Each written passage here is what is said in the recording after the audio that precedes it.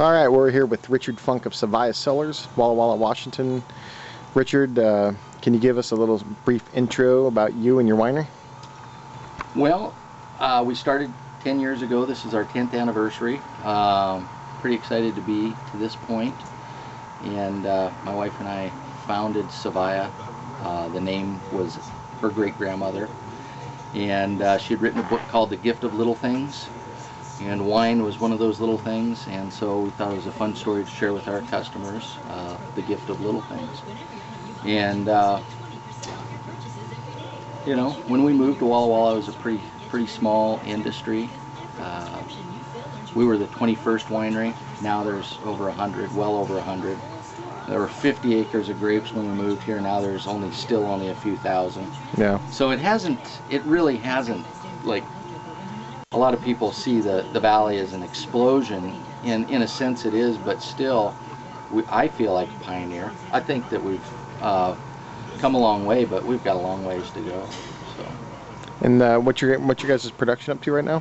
We're up to about 9,500 cases. Okay.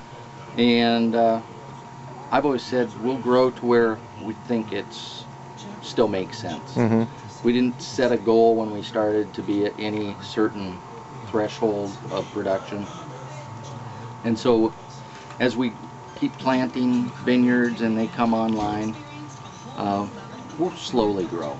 We're in no hurry to grow at this point, but right. We will slowly continue to grow.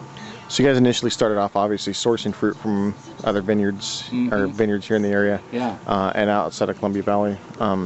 Take us a little bit from that scenario to where you guys are going now, where you're actually planting and are buying vineyards and that kind of stuff. Well, the very first vintage, 2000, we brought in fruit from Red Mountain, which we have our Red Mountain Syrah from that block of fruit. And in Walla Walla, there really wasn't much available in 2000. Not a lot of the new plantings were just coming online. And so the first year, we did not make any wines from the Walla Walla Valley. All our wines were from, you know, the Columbia Basin. Mm-hmm. And so finally in 01 we were able to source some Pepperbridge Cab, some Seven Hills Merlot, and a little bit of Cab Franc, which became the basis for our Un Velay. And we still have those blocks of fruit. They're the oldest blocks of fruit that we have in our portfolio. And they still make the Un Velay. So the Un Velay of 2010 will be those same blocks of fruit as okay. 01. But now, fast forward to 2010, we have several estate vineyards in collaboration with the Brown family. Anna Marie, which we were just at, Mm-hmm. Duggar Creek, which we just planted last year, Watermill, which we were just at, Saviah, which is going to be the Funk family vineyard. We also have these little blocks here. This is just two little experimental blocks of Merlot. We'll eventually plant the rest of this to Merlot. But we wanted to see which one did better down here, and actually both do very well. And then we've got another 5 acres down on the rocks we want to plant. Mm-hmm. So we've got a few things going, but we're hoping to plant more for sure. In the truck when we were riding around, you and I were both talking about our appreciation for the Rhone varietals. What are some of the things that you're doing here at Saviah to incorporate your passion for Rhone varietals in your wine?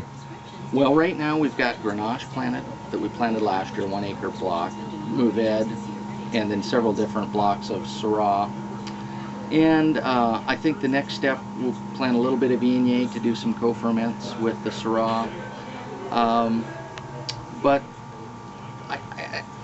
at this juncture, it's more about the fermentation techniques. Mm-hmm. And so as we bring in these blocks of Rhone varietals, we're doing some different techniques with them, anywhere from whole berry to on the stems, lees stirring, just traditional Rhone techniques that they use. And so, you know, in 5 years, we'll maybe have come across a few things that work. Yeah. But it's a slow process. How did you get into winemaking? I mean, what led you to go down that path? You know, it was really just the energy that guys like Rick Small and Gary Figgins and Marty Clubb, witnessing them in the early 90s when we first moved here, They had a passion for what they were doing that was so, I guess, exciting. That and I was really into the brewing thing, so it was an easy transition to the winemaking. But it was mainly just, you know, that whole working with the land, creating something you can share. That I think that was probably what brought it to me. Yeah. Is just that energy I saw guys like Rick Small exuding when you talk to him about what he was doing. So if somebody was brand new to your family and your brand of Saviah, and what do you think the best way you could summarize what you guys are all about is?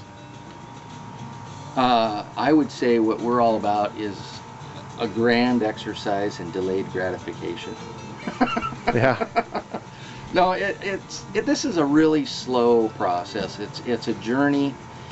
It's something I share with my dad. My wife is a big part of it. My kids. I've got an extended family that work with us here at Saviah. We really are just enjoying the I guess that process of creating the Saviah family. You know, that's really what it is for us.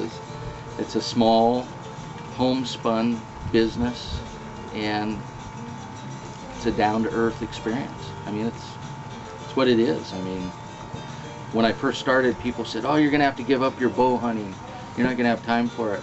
Guess what? I've never given it up. Yeah. And this fall, I bow hunted more than I ever have, and it was it's magical to have those experiences and still live your life the way you want to. I mean, I didn't have to give up anything.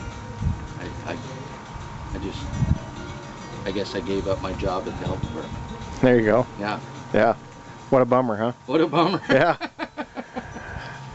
So if somebody's viewing this video from a state that you guys don't have distribution in, what would be the best way they could find out about your wines and how to order them? The best thing is just contact, the web. My cell phone's right on there. Okay. Go to the website. We've got a PDF you can print Just off. SaviahCellars.com. SaviahCellars.com, and or stop by the winery. What does your out-of-state distribution look like currently? We're limited, mostly in the Northwest, but we've got a little bit in Chicago with Stephanie Azard's new restaurant, the Drunken Goat wine that we made for her restaurant, and then we're a little bit of distribution in New York, New Jersey. We just picked up Wisconsin.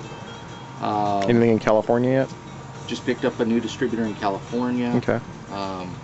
So we've grown in 5 new markets this year, which is pretty good. It was pretty tough last year to pick up any new markets. Everybody was just hunkered down, taking care of their existing portfolio, licking their wounds, right? Yeah.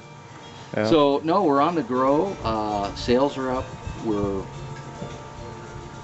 very excited with the fruit we're bringing in this year. A lot of it's estate fruit that's the first one in the door. So, yeah. Well, thank you very much, Rich, for your time, and